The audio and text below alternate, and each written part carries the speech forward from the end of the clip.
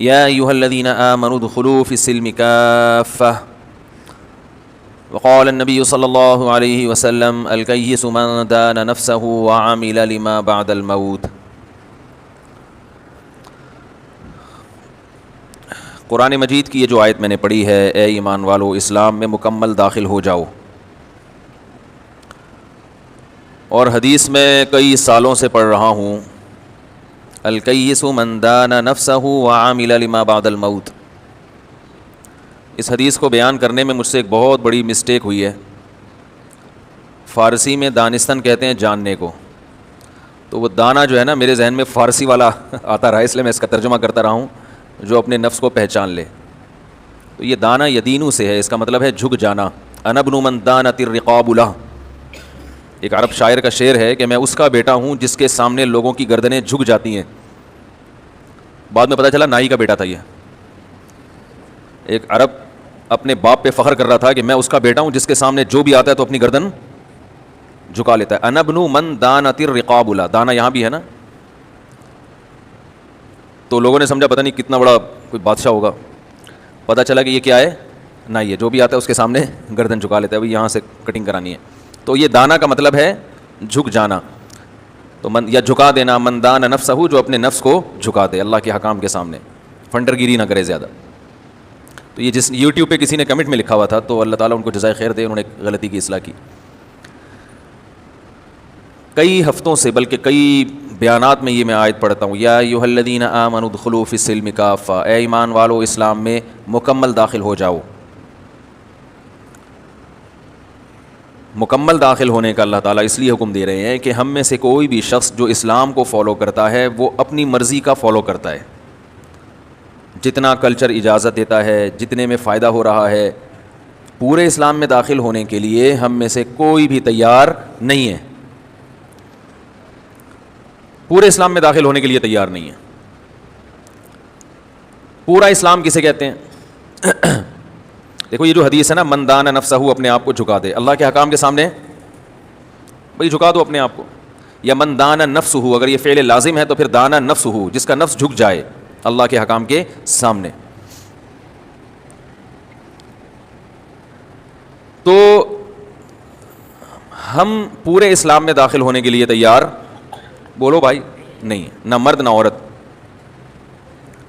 تو اس لیے اللہ بھی ہمیں پورا سکون دینے کے لیے تیار نہیں ہے، کچھ نہ کچھ مصیبتوں میں الجھے ہی رہتے ہیں، ٹینشنوں میں۔ دھوبی کا کتا نہ گھر کا نہ گھاٹ کا، سنا ہے نا آپ نے؟ بھائی کتا جو ہے نا، کتا، اسے مالک کے چوکھٹ پہ بڑا سکون ملتا ہے، لیکن جس کتے کو پتہ ہی نہ ہو کہ میرا مالک یہاں رہتا ہے یا وہاں رہتا ہے، یہ مالک ہے یا وہ مالک ہے، یہ میری چوکھٹ ہے یا وہ والی چوکھٹ ہے، تو وہ کتا تو تھوڑے دنوں میں کیا ہو جائے گا، کتے پن پہ آ جائے گا، پھر تو وہ کیا خیال ہے، وہ تو پاگل ہو جائے گا۔ تو انسان کو دیکھو، بنی اسرائیل میں بھی یہ بڑی بیماری تھی، افتؤمنون ببعض الکتاب وتکفرون ببعض، اللہ نے فرمایا کیا تم تورات کے کچھ حصے پر ایمان رکھتے ہو اور کچھ کا انکار کر دیتے ہو؟ فما جزاء من یفعل ذلک، تو بتاؤ جو شخص یہ جرم کرے گا اس کا بدلہ، اس کی سزا، خزی فی الحیات الدنیا، دنیا میں بھی ذلت اور آخرت میں شدید عذاب کے علاوہ کیا ہو سکتی ہے؟ یعنی اللہ تعالیٰ خود اہل یہود سے پوچھ رہے ہیں کہ تم خود اپنی سزا تجویز کرو، کہ تورات کے کچھ حصے پر ایمان رکھتے ہو اور کچھ کو چھوڑ دیتے ہو۔ آج ساری گمراہیوں کی جو بنیاد ہے نا، جو فتنہ پرست لوگ فرقہ واریت پھیلا رہے ہیں، یہ فالٹ ان میں بھی ہے۔ اپنے مطلب کی ایک آیت لیں گے، دوسری والی چھوڑ دیں گے، یا تو ان کو پتہ ہی نہیں ہوتی، اس کا پتہ ہی نہیں ہوتا اس کا، یا یحرفون الکلم عن مواضعہ، یہودیوں کا کام تھا جو آیت جس کام کے لیے نازل ہوئی ہے اس کو اٹھا کے کسی اور جگہ پہ فٹ کر دینا۔ یہ دو کام آج کل کے فرقہ پرست کر رہے ہیں، جو پوری امت کو توڑ رہے ہیں، لیبل اتحاد کا لگا کے۔ کام کیا ہو رہا ہے؟ یا تو ایک آیت ہوگی اپنے مطلب کی، دوسری والی بولو بھائی شارٹ، یا آیت جس کام کے لیے، جس مقصد کے لیے نازل ہوئی ہوگی ادھر نہیں، بلکہ لفظ کو دیکھ کے، لفظی لفظ میں تو کئی احتمالات ہوتے ہیں نا، سیاق و سباق سے، شان نزول سے پتہ چلتا ہے کہ یہ کس مقصد کے لیے نازل ہوئی ہے، اجماع امت کیا ہے، اس کی تفسیر کیا ہے۔ تو مسئلہ یہ ہے کہ جیسے بنی اسرائیل میں بیماری آ گئی تھی، کہ وہ لوگ جو تھے وہ پوری تورات پر عمل کرنے کے لیے تیار نہیں تھے. یہی مسئلہ مسلمانوں کے ساتھ ہو گیا ہے. کڑوا کڑوا تھو تھو, میٹھا میٹھا ہپ ہپ. یہودی کیا کرتے تھے؟ جہاں شدید ترین سزاؤں کا تذکرہ وہ پی جاتے تھے. ٹھیک ہے نا؟ کیا ہو رہا ہے بھائی؟ جہاں اپنے خلاف کوئی بات جا رہی ہے اس میں تحریف کر دیا کرتے تھے.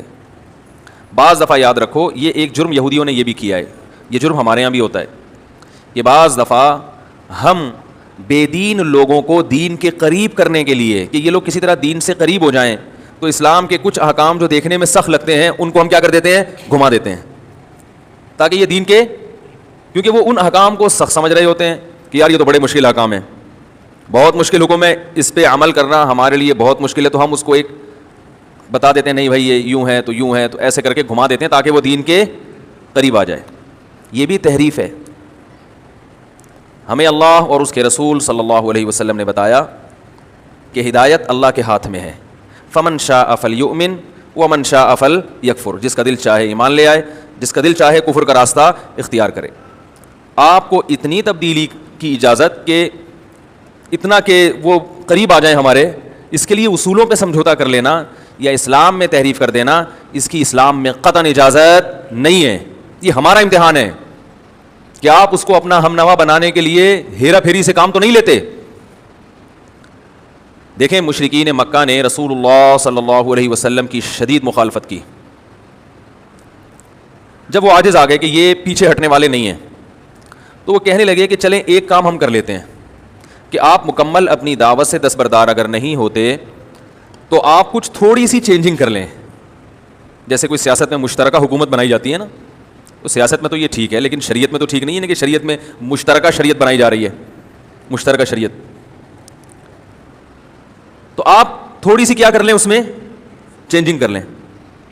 تو ہمارے نبی صلی اللہ علیہ وسلم نے فرمایا, بلکہ اللہ نے آیتیں نازل کی, قل ما یکون لی ان ابدلہ من تلقاء نفسی, اے نبی آپ ان سے کہہ دیجئے کہ مجھے اس کی اتھارٹی ہی حاصل نہیں ہے, مجھے اس کا اختیار ہی نہیں ہے کہ میں اس میں اپنی طرف سے تھوڑی سی بھی چینجنگ کر دوں, اجازت نہیں ہے مجھے, اس کی طاقت ہی نہیں ہے. تو یہ مطالبہ بالکل فضول ہے. ایک صاحب نے مجھے کہا کہ ایک غیر مسلم شدید گرمی کے روزے میں مسلمان ہوا ہے, تو اس کے لیے کچھ رعایت ہے. ابھی تو اس بیچارے نے کبھی زندگی میں روزے رکھے نہیں ہیں, کچھ رعایت ہے. ہم نے کہا نہیں رعایت, روزہ رکھنا پڑے گا. اس نے کہا وہ تو دین سے متنفر ہو جائے گا. ہم نے کہا ہو جائے بھائی, کسی کو جنت میں لے جانے کے لیے ہم خود جہنم میں چھلانگ نہیں لگا سکتے. سمجھ میں نہیں آ رہی بات؟ ہم سے پوچھے گا ہم یہی کہیں گے روزہ رکھنا ہے. تو یہ آج کل ایسا ہوتا ہے کہ گھما دیتے ہیں تھوڑا, جو ہے نا پبلک کو خوش کرنے کے لیے کچھ ادھر سے میٹھا ڈال دیا. بھائی اسلام تو نام ہی رمضان کے روزے, حج, زکوٰۃ اور نماز ہے. انہیں کو اگر دائیں بائیں کر دو گے, کیوں ہو رہا ہے مسلمان بھائی, تو کیوں ہو رہا ہے؟ میں اکثر ایک واقعہ بیان کرتا ہوں. ایک ہندو مسلمان ہوا تھا, ہمارے بچپن کا واقعہ ہے. اس نے اپنی سگی خالہ سے شادی کی ہوئی تھی اور اس کے اولاد بھی تھی. اب جب وہ مسلمان ہونے کی ہوا نہیں, ابھی ہو رہا تھا, تو جس عالم کے پاس گیا کہ میں اسلام قبول کرنا چاہتا ہوں, تو کیا میں اس عورت کے ساتھ رہ سکتا ہوں؟ سب نے کہا کہ اسلام لانے کے بعد ہم آپ کو آپ کی خالہ کے ساتھ رہنے نہیں دیں گے. مسلمان کو اجازت نہیں ہے کہ وہ اپنی سگی خالہ سے بولو نا نکاح کرے. اس نے کہا میرے چھوٹے چھوٹے بچے, میں رول جاؤں گا, میں نہیں چھوڑ سکتا, ہماری تو شادی کو 15-20 سال ہو گئے. تو کسی نے مجھے آ کے کہا کہ یار کسی عالم سے فتویٰ دلوا دو کہ کچھ گنجائش دے دیں اس کے لیے, کفر سے تو بہتر ہے نا. بھائی کفر سے توبہ کر کے اسلام میں داخل آ جائے, اسلام میں داخل ہو جائے, آہستہ آہستہ یہ بھی چھوٹ جائے گا. حضرت مولانا یوسف الجھانوی شہید رحمہ اللہ تعالیٰ زندہ تھے, ان کے پاس گیا وہ, انہوں نے کہا اسلام لاؤ گے ہم آپ کو آپ کی خالہ کے ساتھ رہنے نہیں دیں گے, بائیک آؤٹ کریں گے. نہیں ہو سکتا, لا آپ کے خلاف جائے گا, کیس ہوگا آپ کے خلاف. اب یہاں پر ممکن ہے کوئی کہہ دے کہ ہائے بیچارہ, ہائے بیچارے کو جہنم کی آگ سے تو بچا لیتے نا, خالہ کے ساتھ زنا ہی ہوگا نا, تو کفر سے تو پھر بھی بہتر ہے. تو بھائی دیکھو مصلحت اور تخریب کاری دین کی. اس میں بہت باریک لائن ہے, اس کو سمجھنے میں لوگ بعض دفعہ غلطی کر دیتے ہیں. اسلام کا بیڑا تھوڑی غرق کریں گے ہم, کسی کو لا تو چینج تھوڑی ہو سکتا ہے.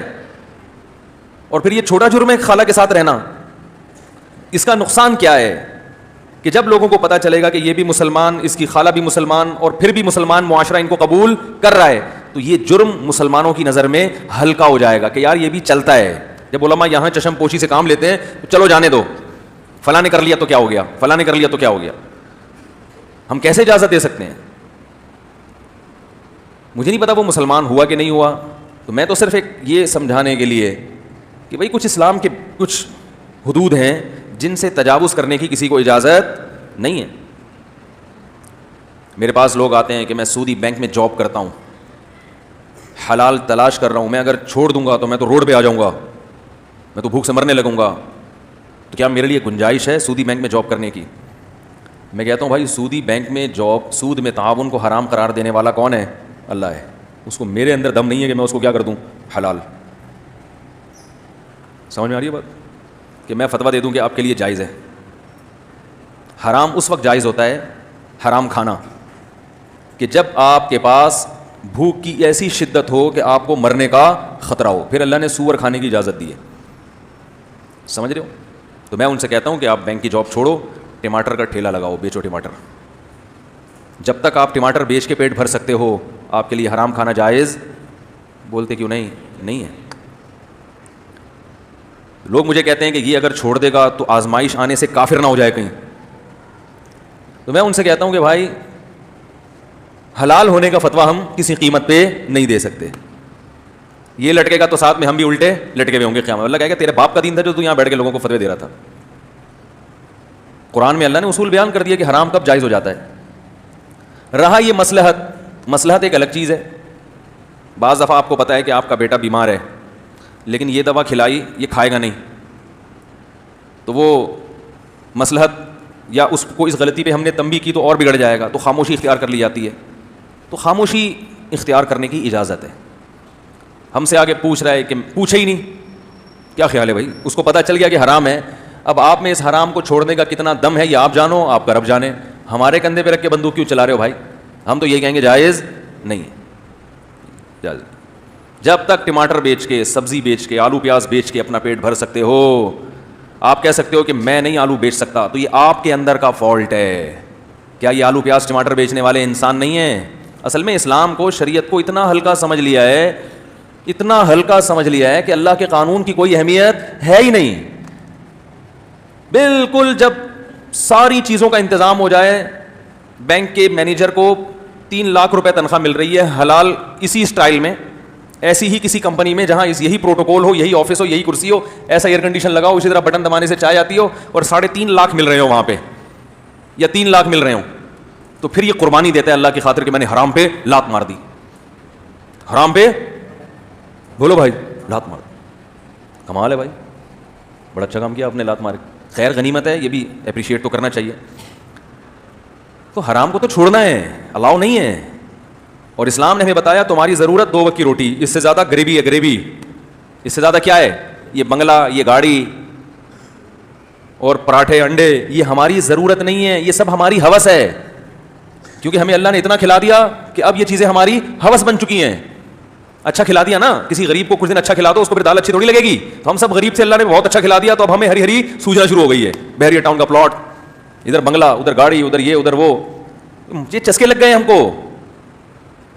یہ ضرورت ہوتی تو سب سے پہلے پیغمبر کو ملتی. نبی صلی اللہ علیہ وسلم جو کی روٹی کھا رہے ہیں, گندم نصیب نہیں ہو رہا. جو لوگ کہتے ہیں میں بھی کہتا ہوں کہ ہمارے نبی نے جو کی روٹی کھائی ہے اس میں فائدہ زیادہ ہے, وہ تو ایک اتفاق کی بات ہے کہ اللہ نے اپنے نبی کو وہ چیز کھلائی جس میں فائدہ زیادہ ہے. ورنہ نبی نے جو کھائی ہے وہ اس لیے کہ گندم کے پیسے نہیں تھے, سمجھ رہے ہیں, گندم میسر نہیں تھی, تو وہ تو غربت کی وجہ سے. تو مسئلہ یہ ہے, ہاں اس میں ہم خاموشی اختیار کر لیتے ہیں. بعض دفعہ یہ خطرہ ہوتا ہے کہ یہ بینک کی جاب چھوڑے گا تو واقعی پاگل ہو جائے گا اور پھر اسلام کو چھوڑ دے گا. اس میں یہ کہہ دیا جاتا ہے کہ بھائی یہ ہے تو حرام ہے, تو جائز نہیں ہے یہ. باقی آپ کتنے مجبور ہیں, آپ سمجھتے ہو کہ میں اس گناہ کو چھوڑوں گا تو اس سے بڑے گناہ میں مبتلا ہو جاؤں گا. یہ آپ کا ہیڈ ایک ہے, یہ ہمارا ہیڈ ایک بولو بھائی نہیں. آپ اگر اللہ کو قیامت کے دن جواب دے سکتے ہو کہ اللہ میں اگر چھوڑ دیتا تو میں تیرا ہی انکار کر دیتا, اس لیے میں نے کہا کہ بڑی جہنم سے بچنے کے لیے ضروری ہے کہ چھوٹی میں چھلانگ لگا دو تاکہ بڑی سے بچ جاؤں. تو اللہ اگر آپ کی اس بات کی لاج رکھ کے آپ کو معاف کر دے کہ چل بھائی جا جنت میں, تو ہمیں کوئی اعتراض نہیں ہے. لیکن ہم اپنے آپ کو بھیٹ چڑھا دیں آپ کو جنت میں لے جانے کے لیے, ہمیں فرشتہ آ کے کک لگائے کہ چل بے تو ادھر چل, کس بیس پہ کر دیا تھا حلال؟ خنزیر کی اجازت کب ہے؟ خنزیر حرام ہے نا, سور. کب اللہ نے اجازت دی خنزیر کی؟ فمن اضطر فی مخمصۃ, شدید بھوک, غیر متجانف لإثم, حد سے تجاوز کرنے والا بھی نہ ہو. آپ کو کھانے کو کچھ نہیں مل رہا, خنزیر مل گیا, مردار مل گیا, تو اسلام آپ کو چند نوالے کھانے کی اجازت دیتا ہے, کمر سیدھی ہو جائے. آپ نے کباب بنا کے فریج میں سیو کر لیے, کوفتے بریانی بن رہی ہے کہ جی مجبوری میں مل نہیں رہا تھا حلال, تو ہم نے اب بریانی پکائی ہے کس کی؟ خنزیر کی.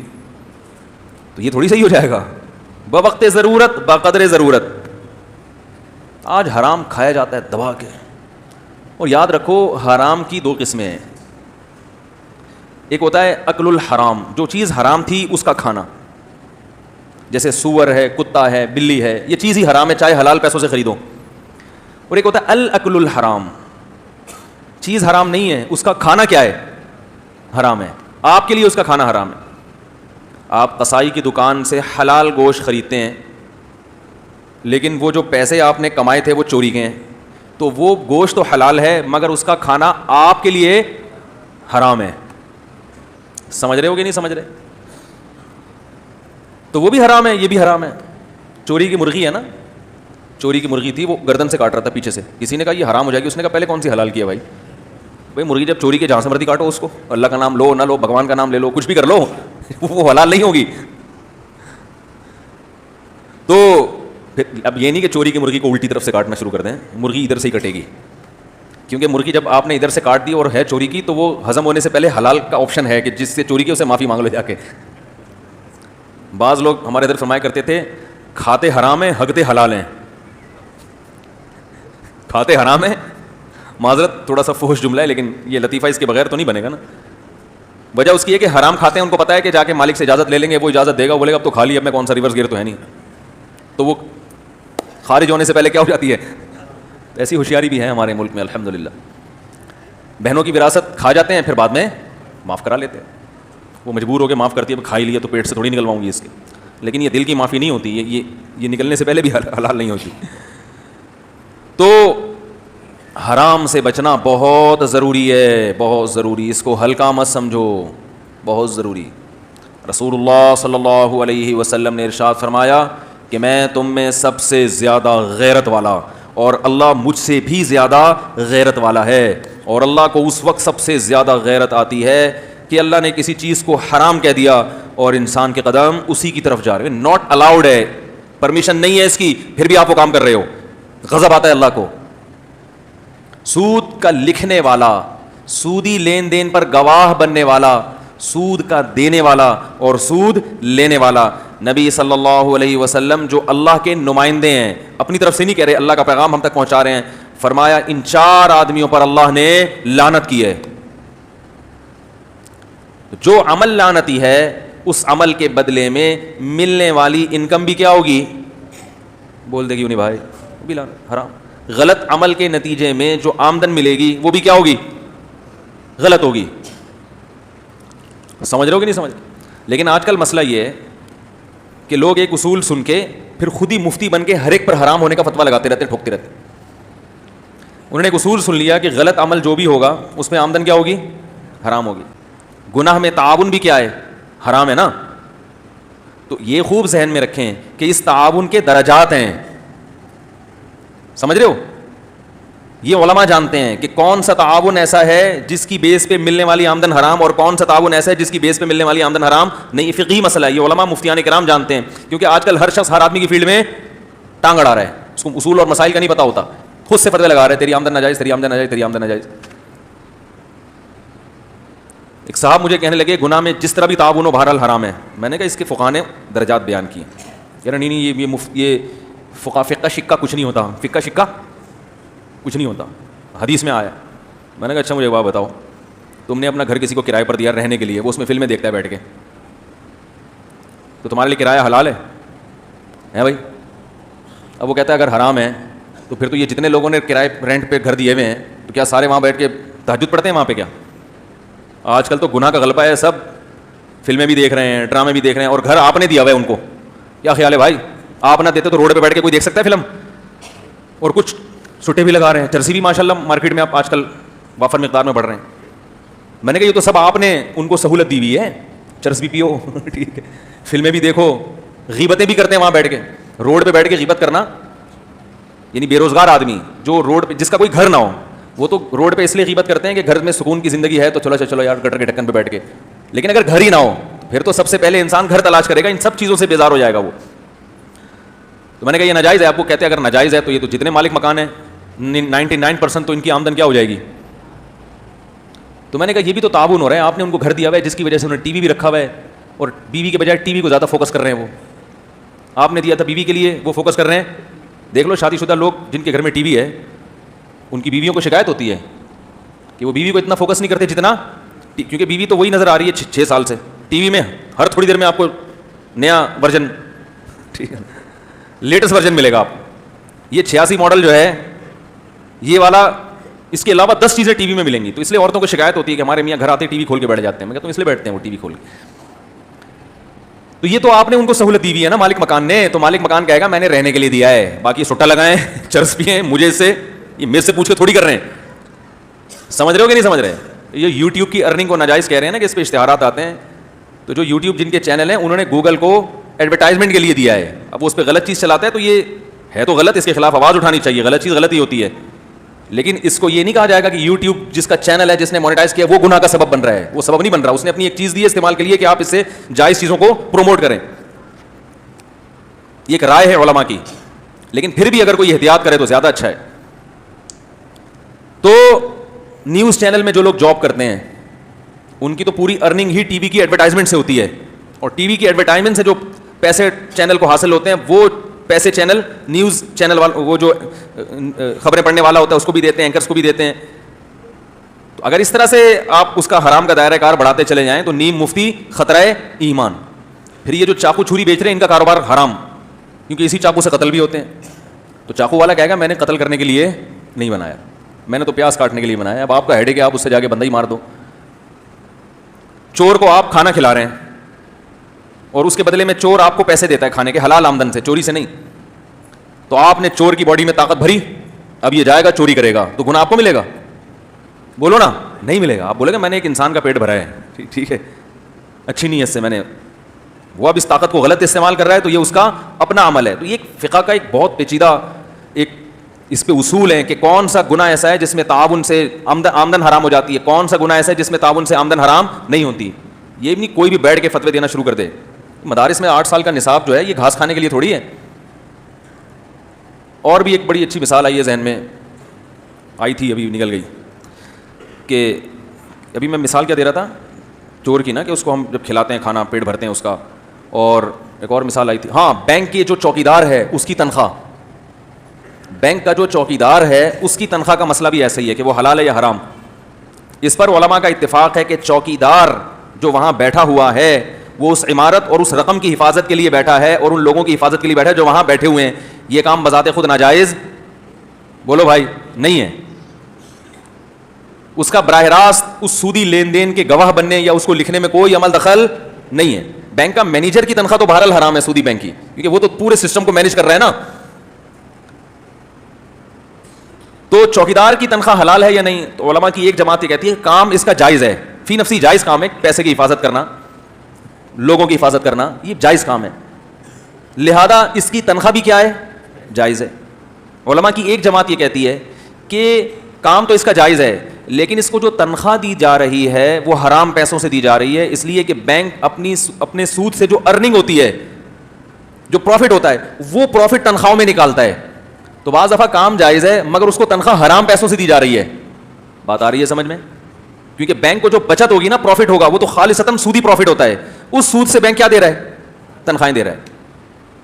لیکن ایک اور رائے علماء کی وہ یہ ہے کہ بینک کاغذ میں تو یہ لکھتا ہے کہ میں اپنی سودی بچت سے اس کو تنخواہ دے رہا ہوں, لیکن بینک کے پاس کوئی ایسا الگ سے ڈبہ نہیں ہے کہ جو سودی ارننگ آ رہی ہے بینک اس ڈبے میں وہ پیسے رکھ رہا ہو, بلکہ بینک کے اکاؤنٹ میں زیادہ تر رقمیں لوگوں کی ہوتی ہیں جو لوگوں نے اپنے پیسے بینک میں ڈپازٹ کرائے ہوئے ہوتے ہیں, اور ان میں غالب حلال ہے, اسی میں بینک کا پروفٹ بھی سود کا شامل ہوتا رہتا ہے. اور شریعت کا حکم یہ ہے کہ حلال و حرام جب مکس ہو جائے تو اس میں جو غالب ہوگا اس کا اعتبار کیا جائے گا. لہذا جو زیادہ بڑی رقم ہے وہ حلال بچت ہوگی, لہذا بینک جب اس سے تنخواہ دے گا تو وہ چوکیدار کے لیے کیا ہوگی, حلال ہوگی, اس کو حرام کی طرف منسوب نہیں کریں گے, کیونکہ بینک نے الگ سے کوئی ڈبہ تھوڑی رکھا ہوا ہے. بھائی آپ کے گھر میں سودی ارننگ آ رہی ہے تو وہ سود کے لیے الگ سے کوئی چیز ہے تو اس کو تو ہم کہیں گے کہ یہاں سے پیسے نہ مت دو. مکس ہو رہا ہے تو پھر زیادہ کیا ہے یہ دیکھا جاتا ہے. تو میں یہ اس لیے بیان کر رہا ہوں کہ اصول فقہ کا ایک لفظ بھی نہیں پڑھا ہوتا آج کل, اور ہر آدمی بیٹھ کے کیا بنا ہوا ہے, مفتی بنا ہوا ہے, فتوی بازی کر رہا ہے. اور پھر جب ان سے بولو مدارس میں بیٹھ کے تمیز سے پڑھ لو تو وہ کہتے ہیں میں صرف قرآن و حدیث کو فالو کرتا ہوں. تو قرآن و حدیث کو سمجھنے کے بھی تو کچھ اصول اور ضابطے ہیں نا. یہ قرآن و حدیث کو دیکھو, ہم جب عربی سیکھیں گے تو پہلے گرامر بھی سیکھیں گے نا. جتنے لوگ انگلش سیکھتے ہیں تو پہلے گرامر سکھائی جاتی ہے. اب آپ کسی انسٹیٹیوٹ میں گئے, آپ کہیں یہ پریزنٹ کنٹینیو ٹینس کیا ہوتا ہے, یہ تو امریکہ میں جو عام گورے ان کو پتہ ہی نہیں ہوتا. پریزنٹ پرفیکٹ ٹینس کیا ہوتا ہے, یہ سب چیزیں بدعت ہیں, تم لوگوں نے نکالی ہیں. تو وہ ہم سے کہتے ہیں کہ صحابہ کے دور میں اصول فقہ کیا تھے, نبی نے کون سے اصول فقہ بیان کیے. تو میں گرامر نہیں پڑھوں گا, یہ تو بدعت ہے. بچہ جب پیدا ہوتا ہے تو انگلش بول رہا ہوتا ہے تھوڑے دنوں کے بعد, وہ تو گرامر نہیں پڑھتا. تو وہ بھائی اسی ماحول میں پیدا ہوا ہے, اس کو گرامر سیکھنے کی ضرورت نہیں ہے. آپ اردو اسپیکنگ ہو, جب آپ انگلش کی طرف آؤ گے تو کچھ اصول اور ضابطے جو وہیں سے اخذ کیے گئے ہیں, گوروں کو دیکھ کے ہی نکالے ہیں, انہی کی زبان سے اخذ کیے ہیں, وہ سیکھ لو گے تو تمیز سے ایک زبان سیکھ جاؤ گے. پریکٹس بھی کرنی پڑے گی لیکن کچھ بیسک چیزیں گرامر کی سیکھنی پڑیں گی. تو صحابہ کرام کو ان اصولوں کی ضرورت نہیں تھی, وہ تو نبی کو دیکھتے تھے جیسے نبی کرتے چلے جاتے تھے. ہمیں ضرورت ہے اس لیے کہ قرآن کی آیت ایک طرف, حدیث دوسری طرف ہوتی ہے بسا اوقات, پھر دو حدیثوں میں ٹکراؤ ہو رہا ہوتا ہے, پھر حدیث میں صحابہ کے عمل میں ٹکراؤ ہو رہا ہوتا ہے بعض دفعہ, کیونکہ ہم سے تو روایتیں پہنچی ہیں نا, ہم اس زمانے کے تھوڑی ہیں. اس ٹکراؤ کو کیسے ختم کیا جائے گا؟ قرآن نے تو ایک اصول بیان کر دیا کہ گناہ میں تعاون مت کرو. تو کون سے درجے کا تعاون کہلائے گا, کون سے درجے کا تعاون, یہ تو فقہا بیان کریں گے. اس کے لیے اصول اور ضابطے ہیں. حنفیہ میں بھی ہیں, شافعیوں میں بھی ہیں, مالکیہ میں بھی ہیں, حنابلہ میں بھی ہیں, حنبلیوں میں, سب میں ہیں. سعودی عرب کی یونیورسٹیوں میں اصول پڑھائے جاتے ہیں. اور آج لوگ کہتے ہیں میں کوئی اصول میں قرآن حدیث جانتا ہوں. قرآن حدیث اس مطلب نہیں جانتا, تو قرآن حدیث نہیں جانتے آپ ڈیفائن نہیں کر سکتے آپ. تو ایک صاحب آئے میرے سے بحث کرنے کے لیے کہ میں صرف قرآن و حدیث کو فالو کرتا ہوں, میں کسی چیز کو فالو نہیں کرتا. میں نے کہا بڑی خوشی ہوئی, ایسے لوگ تو ہمیں چاہیے جو صرف قرآن و حدیث کو فالو کرتے ہوں. تو میں نے کہا دیکھو, جب بھی کسی سے بات کی جاتی ہے پہلے کچھ اصول طے کیے جاتے ہیں, کچھ اصول طے کر لیتے ہیں, اس کے بعد ہم بات چیت کا آغاز کرتے ہیں. تو میں نے کہا کہ قرآن حدیث کو آپ فالو کرتے ہیں, پہلی بات اگر قرآن اور حدیث میں ٹکراؤ ہو جائے تو پھر کس کو فالو کریں گے آپ؟ اس نے کہا ایسا نہیں ہو سکتا کہ قرآن میں اور حدیث میں ٹکراؤ ہو. میں نے کہا ایسا نہ صرف یہ کہ ہو سکتا ہے بلکہ ہوا ہے. اگر آپ مجھے اجازت دیں تو میں نے کہا میں مثالیں دے دیتا ہوں. انہوں نے کہا نہیں مثال دینے کی ضرورت نہیں ہے, وہ تو پتہ تھا پھنس جائیں گے. کہہ رہے پھر ہم قرآن کو فالو کریں گے. بہت اچھی بات. میں نے کہا جی کاپی پینسل لا کے لکھ لیتے ہیں اس کو کہ بھئی یہ قرآن اور حدیث میں ٹکراؤ ہوگا تو یہ کس کو فالو کریں گے؟ بولو بھائی قرآن. بھائی لکھو بھائی, ابھی پہلے اصول تو طے ہو جائے نا بات چیت کے. میں نے کہا اگر حدیثوں کا آپس میں ٹکراؤ ہو, ایک حدیث سے کچھ دوسری سے کچھ, تو کہہ رہے جو صحیح حدیث ہوگی. لیکن بھائی جب حدیثوں کا ٹکراؤ ہوگا جو صحیح اور ضعیف جو ہے نا ان میں صحیح ہوگی اس کو فالو کریں گے. بہت نیک آدمی ہیں, چھوٹے موٹے نیک نہیں ہیں. امام انہیں کو تو پتہ ہی نہیں تھا کہ جب ٹکراؤ ہوگا تو ہم نے کس کو فالو کرنا ہے, ٹھیک ہے نا. امام شافعی کو بھی نہیں پتا تھا, ان کو پتہ ہے کس کو فالو کرنا ہے. صحیح. میں نے کہا اگر صحیح حدیثوں کا آپس میں ٹکراؤ ہو پھر کہہ رہے ہیں آپ بحث شروع کریں, آپ یہ ٹوپی ڈرامے کیوں کر رہے ہیں؟ میں نے کہا اللہ کے بندے, میں قرآن کی آیت پیش کروں گا تو تم فوراً حدیث پیش کر دو گے, میں حدیث پیش کروں گا تم دوسری پیش کر دو گے. تو پہلے یہ عقدہ تو حل ہو کہ بیسک اصول کیا ہیں جن پر آپ قائم رہو گے, ورنہ تو جہاں سے کچھ ملا اٹھا کے ہمارے خلاف پیش کر دیا. ہماری والی دلیل فوراً 2 منٹ میں ضعیف ہو جائے گی, ٹھیک ہے نا. آپ کی والی وہ بخاری کی بن جائے گی. تو طے تو ہو, اگر بخاری ہے تو پھر بخاری تک ہی محدود رہنا ہے. تو انہوں نے کہا صحیح حدیث. تو میں نے کہا اگر صحیح حدیثوں میں ٹکراؤ ہو تو انہوں نے کہا بخاری اور مسلم کی حدیث کو ترجیح دوں گا, باقیوں کو باقی اس کے بعد. سب سے پہلے بخاری مسلم. مجھے پتا تھا یہ اصول ان کا ابھی 10 جگہوں پہ ٹوٹے گا, یہ 10 جگہوں پہ یہ اصول توڑے گا. بخاری مسلم کی حدیثوں کو چھوڑیں گے یہ. لیکن لکھو بھائی, میں نے کہا اگر بخاری اور مسلم کی حدیثوں میں آپس میں ٹکراؤ ہو جائے ہے بھائی, بخاری اور مسلم کی حدیث میں آپس میں جیسے بخاری میں آتا ہے نا کہ من کان لہ امام فقراۃ الامام لہ قراءۃ من لم یقرأ بفاتحۃ الکتاب، جو سورہ فاتحہ نہیں پڑھتا اس کی نماز نہیں ہوتی. مسلم میں آتا ہے جو سورہ فاتحہ پلس قراءت نہیں کرتا اس کی نماز نہیں ہوتی. تو امام کے پیچھے پھر فاتحہ کے ساتھ قراءت بھی ضروری ہو گئی نا مسلم کے مطابق. تو میں نے کہا جب بخاری مسلم میں ٹکرا ہوگا، کہنے لگا یار آپ ادھر ادھر گھما رہے ہو باتوں کو. میں نے کہا اللہ کی قسم نہیں گھما رہا، اللہ کی قسم نہیں گھما رہا. دنیا میں جب تک کوئی کسی جگہ پہ ٹک کے کھڑا نہ ہو اس سے بات کرنا ممکن، پیندرے بدلنے والے آدمی سے کبھی بات نہیں ہوتی. میں نے کہا چاروں ائمہ جو ہے نا، ابو حنیفہ، مالک، شافعی، احمد بن حنبل، ان کے اصول جب سے ان کا فقہ وجود میں آیا 1000 سال سے زیادہ ہو گیا، یہ اصول ریٹن فارم میں ملتے ہیں اور تمام پوری دنیا کی یونیورسٹیوں میں، مدارس میں پڑھائے جا رہے ہیں. آپ نے اب تک اپنا اصول ہی کوئی وضع ہی نہیں کیا ہے، کوئی اصول ہی نہیں ہے جس پر ٹک کے بات کرو. ایک آدمی کچھ اصول بیان کر رہا ہے، دوسرے کے پاس جو اس کا اصول چینج ہوگا، تیسرے کے پاس جو اس کا اصول. اس کا مطلب یہ خواہشات نفسانیہ ہیں. تو وہ کہنے لگا جی بخاری اور مسلم میں جب ٹکراؤ ہوگا تو بخاری کو مانوں گا. لیک بھائی، حالانکہ مجھے پتا تھا یہ نہیں مانے گا، ابھی تو پھنسنے کا ٹائم شروع ہوا ہے. لکھو بھائی بخاری کو مانے گا. کہنے لگا کہ پھر جب میں نے کہا اب بخاری کی حدیثیں آپس میں ٹکرائیں گے پھر. کہہ رہے بھائی میرے کہیں میٹنگ ہے مفتی صاحب، مجھے کہیں جانا ہے. میں نے کہا آپ جائیں، جب آپ کے پاس ٹائم ہو نا، جب آپ کے پاس ٹائم ہو پھر دوبارہ میٹنگ کر لیں گے. ادھوری میٹنگ سے فائدہ بولو بھائی نہیں ہے. کیا خیال ہے بھائی؟ ادھوری میٹنگ سے فائدہ نہیں ہے. کہنا اچھا آپ کیا کریں گے ایسے موقع پہ؟ میں نے کہا ہم نے تو یہ ہیڈی کی ختم، جس کو امام ابو حنیفہ نے ترجیح دے دی ہم ان پر اعتماد کر کے اس کو لے لیں گے. ختم. ہمارے لیے تو مسئلہ آسان ہے نا، ہم نے تو تقلید اس لیے کرتے تاکہ ان ٹینشنوں سے بچ جائے. ہم کہتے ہیں ابو حنیفہ کو ساری دنیا مجتہد مانتی ہے، صحیح ہے نا، امام شافعی کو بھی مانتی ہے. تو ہم کہتے ہیں یار اس مسئلے میں کسی ایسے مجتہد کی تحقیق کو فالو کر لو جس کو ساری دنیا برحق مانتی ہے، اور اپنی صلاحیتوں کو ایسی چیزوں میں خرچ کرو جس میں امت کو فائدہ ہو. بدعات کے خلاف متحد ہو جاؤ، ٹھیک ہے نا، بدعت کے خلاف کیا ہو جاؤ؟ متحد ہو جاؤ. اور عقیدہ توحید پر مضبوط ہو جاؤ. لوگوں کو خود گناہ چھوڑو، لوگوں سے بھی گناہ چھڑواؤ. والدین کے حقوق کو پروموٹ کرو معاشرے میں. رشتہ داری جوڑنے کے کو کیا کرو؟ پروموٹ کرو. رشتہ داری، وراثت کے مسائل، لوگ وراثت کھا رہے ہیں، اس مسئلے کو اجاگر کرو. ظلم کے خلاف آواز اٹھاؤ. سمجھ میں نہیں آ رہی بات؟ یہ جو بڑے بڑے امت کے مسائل ہیں، جہاں جہاں امت پہ ظلم ہو رہا ہے ان کے خلاف آواز اٹھاؤ. ان کے لیے پالیسیاں بناؤ کہ اس کو کیسے کنٹرول کرنا ہے. جہاں کمزور پر ظلم ہو رہا ہے اس کے خلاف آواز اٹھاؤ. جو بے نمازی ہیں ان کو نمازی بنانے کی کوشش کرو. جو زانی ہیں ان سے زنا چھڑوانے کی کوشش کرو. بے حیائی کے خلاف جہاد کرو. بہت سارے ٹاپک ہیں. میں نے کہا ہمارے پاس ابو حنیفہ نے مسائل کی تحقیق کر کے ہمیں ان ٹینشنوں سے آزاد کر دیا ہے. آپ ان ٹینشن میں پڑے ہوئے ہو تو جواب تو دو اس کا. اس ٹینشن میں تو آپ نے لوگوں کو ڈالا ہے کہ ہمیں فالو کرو، ہم قرآن و حدیث بیان کرتے ہیں. تو یہ تو ٹینشن آپ کی ہے. امت تو اس ٹینشن سے کیا ہو چکی ہے؟ فارغ. کتابوں میں ریٹن فارم میں مسائل آ چکے ہیں، ہم تو اسی کو فالو کرتے ہیں کہ بھائی قرآن و حدیث پہ جو ریسرچ ابو حنیفہ نے کی بر صغیر میں، چونکہ انہی کا فقہ آئی جائے، اس لیے ہم کہتے ہیں کہ بھائی اتحاد کس میں ہے کہ اسی کو فالو کر لو. وہ بھی قرآن حدیث کی ریسرچ ہی ہے. اگر کوئی امام شافعی کے فقہ کو فالو کر رہا ہے تو بھی بہت اچھا کر رہا ہے، وہ بھی ہمارا بھائی ہے. تو ہمارے لیے تو مسئلہ نہیں ہے. آپ نے نئے سرے سے ابھی ریسرچ کی بنیاد رکھی ہے کہ آپ قرآن و حدیث پہ اب ریسرچ کر کے قوم کو بتائیں گے کہ صحیح کیا ہے اور غلط کیا ہے. تو اس ریسرچ کے اصول کیا ہیں؟ نہیں آ رہی بات میرا خیال ہے. تو آپ بتاؤ میں نے کہا کیا ہے. تو وہ کہنے لگے فقہ کی کتابوں میں تو بہت کچھ الٹا لکھا ہوا ہے. میں نے کہا وہ فقہ کو کہنے فقہ کی بہت، میں نے کہا بتائیں کیا. تو میں نے کہا یہ جو انہوں نے کوئی عبارت بتائی یہ لکھا ہوا ہے، اس کو فالو کرو گے؟ میں نے کہا ہم نے کب کہا کہ فقہ کی کتاب میں جو لکھا ہے وہ حرف آخر ہے. میں نے کہا اسی کا حاشیہ دیکھ لیتے، اسی میں لکھا ہے کہ یہ غلط لکھا ہے. اس کے لیے ہمیں آپ کی ضرورت نہیں ہے کہ آپ سے ہم پوچھیں کہ کیا صحیح لکھا ہے کیا غلط لکھا ہے. علماء نے خود ہی اس پہ رد کر دیا ہے. بھائی فقہ کی کتاب کوئی قرآن تو نہیں ہے نا، غلطی ہو سکتی ہے. یہ لوگ کیا کرتے ہیں کہ فقہ کی کتابوں سے کچھ عبارتیں نکال کے دیکھو وہ استغفر اللہ یہ لکھا ہوا ہے. یہ نہیں پتا ہوتا کہ اسی کی شرح میں ابھی وہ در مختار ایک کتاب ہے، اس میں لکھا ہوا ہے کہ امام ابو حنیفہ کے بارے میں حدیث میں آتا ہے کہ میری امت کے چراغ ہیں.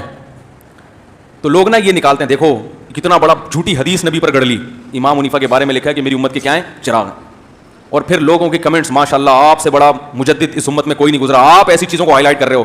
او بھائی آپ ہائی لائٹ نہیں کر رہے، یہ چیزیں اگر انہوں نے لکھا ہے تو میں نے کہا وہ علامہ شامی نے نیچے حاشیے میں اس پر رد کیا ہے کہ یہ حدیث صحیح نہیں ہے. وہ بڑی سختی سے رد کیا اس کے اوپر. رد نہیں دکھا رہے، رد نہیں دکھا رہے، صرف وہ دکھا رہے ہیں کہ دیکھو یہ لکھا ہوا ہے. تو جہاں کچھ غلط لکھا ہے اس غلط کو فالو نہیں کیا گیا، محققین نے اس پہ رد کر دیا کہ یہ صحیح نہیں ہے. تو وہ نہیں آئے. پھر وہ اصول اور ضابطے اور ان کے وہ سب اب تک وہ 20-30 سال ہو گئے اس واقعے کو، اب تک ان سے فیصلہ نہیں ہوا کہ جب حدیث میں ٹکراؤ ہوگا تو کس کو. آگے بڑے سوالات تھے کہ صحیح حدیث کا آپ کو پتہ کیسے چلے گا. بخاری مسلم کی تو چلو ساری حدیثیں صحیح ہیں، بہت سی حدیثیں ایسی ہیں جن کے صحیح اور ضعیف ہونے میں اختلاف ہوتا ہے, ٹھیک ٹھاک اختلاف ہوتا ہے. وہ اختلاف آپ کیسے حل کرو گے؟ آپ کہتے ہو ہمارے فلاں البانی نے صحیح قرار دے دیا, اس کا مطلب آپ ان کی تقلید کر رہے ہو, آپ کے پاس تھوڑی تحقیق ہے. فلاں نے ضعیف کیا, فلاں نے صحیح کیا, یہ فن ہے, اس کے بھی اصول ہیں اور مجتہدین کے اصول اس میں الگ ہیں. ہر مجتہد کا اپنا اصول ہے کہ میری رائے میں صحیح حدیث کی ڈیفینیشن کیا ہے, جو حدیث قابل قبول ہے اس کی ڈیفینیشن کیا ہے. آپ نے ایک تعریف لے کے پوری امت پہ تھوپ دی, وہ بس یہی ہے جس کو میں صحیح کہہ رہا ہوں وہی صحیح ہے, باقی کوئی صحیح نہیں ہے. وہ موطا امام مالک کی 8 رکعت والی حدیث تراویح والی, وہ امام مالک کے نزدیک ضعیف ہے. آپ اس پہ چیلنج کر کے کہ یہ کیا ہے 8 رکعت تراویح, وہ اگر صحیح ہوتی امام مالک خود 8 کے قائل نہیں ہوتے. تو خیر یہ موضوع نہیں ہے. جو اصل بات میں عرض کرنا چاہ رہا ہوں کہ ایسی چیزوں میں امت کو دھکیل دیا گیا ہے جہاں ان کی صلاحیتیں برباد ہو رہی ہیں.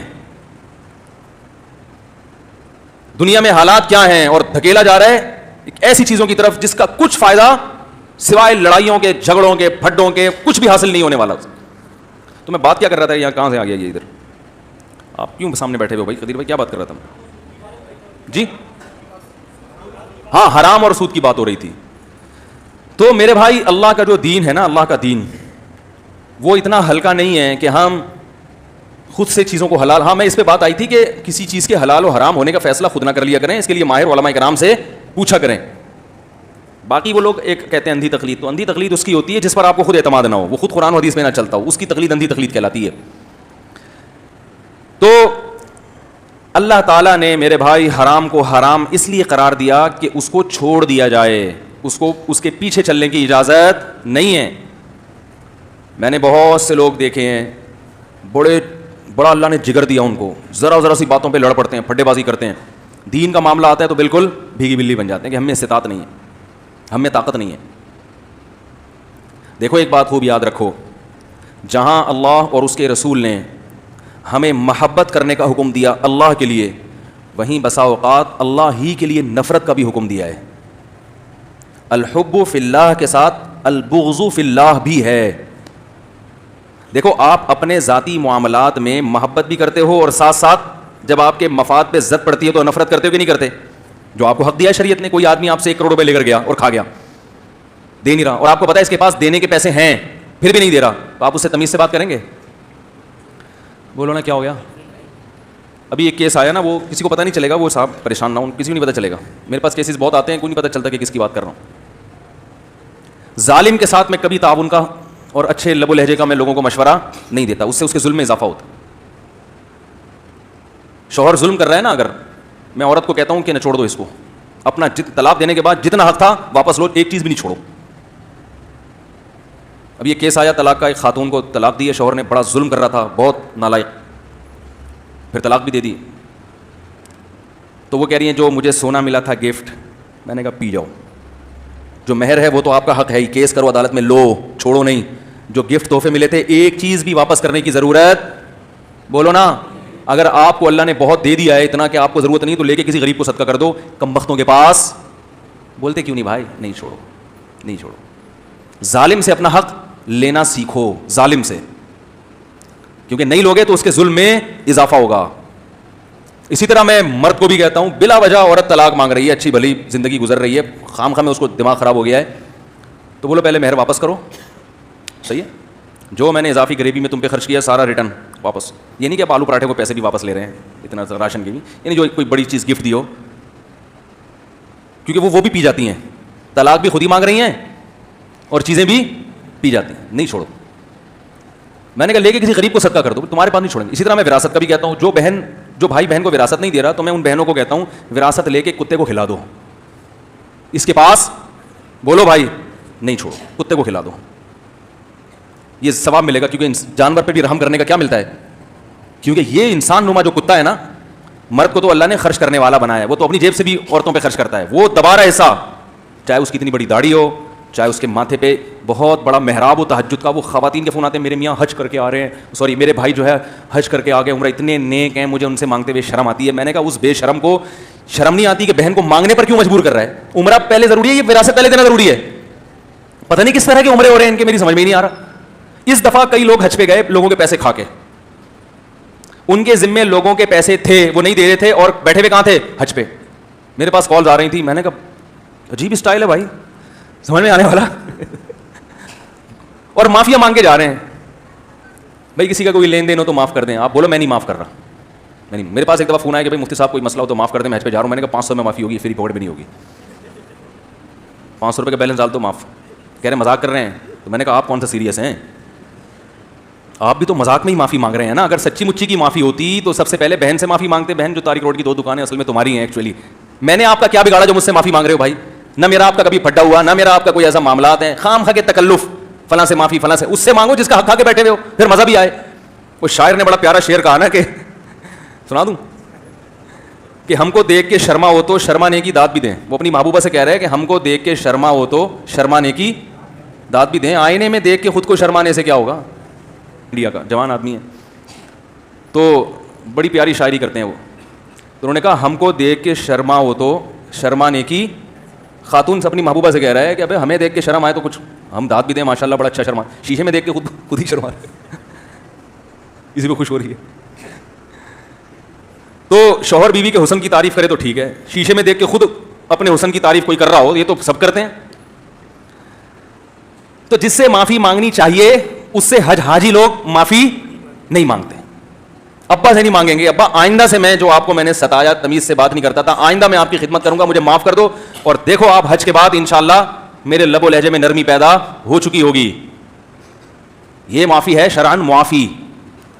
ماں سے معافی مانگی جائے, اور ابا اگر اولاد کے ساتھ زیادتی کر رہے ہیں تو ابا کبھی معافی تو نہ مانگے, لیکن بتا دیں گے بیٹا ٹھیک ہے جو کچھ ہوا اگنور کرو, آئندہ میں انشاءاللہ خیال کروں گا, یا اور کسی طریقے سے اس کو خوش کر لے.